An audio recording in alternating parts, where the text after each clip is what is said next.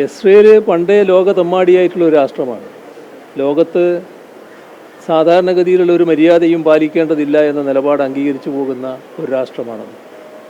എന്തുമാകാം, അമേരിക്കയുടെ പിന്തുണയുണ്ട് എന്ന ധിക്കാരപരമായ സമീപനമാണ് എല്ലാ കാലത്തും ഇസ്രയേൽ സ്വീകരിച്ചിട്ടുള്ളത്.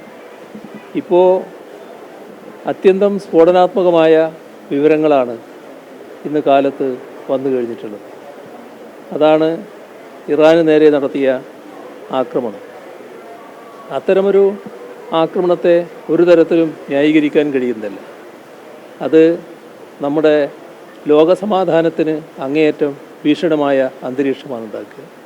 അപ്പോൾ സമാധാനകാംക്ഷികളായ എല്ലാവരും ഇതിനെ എതിർക്കാനും അപലപിക്കാനും തയ്യാറാകണം എന്നതാണ് പൊതുവെ പറയാനുള്ളത്.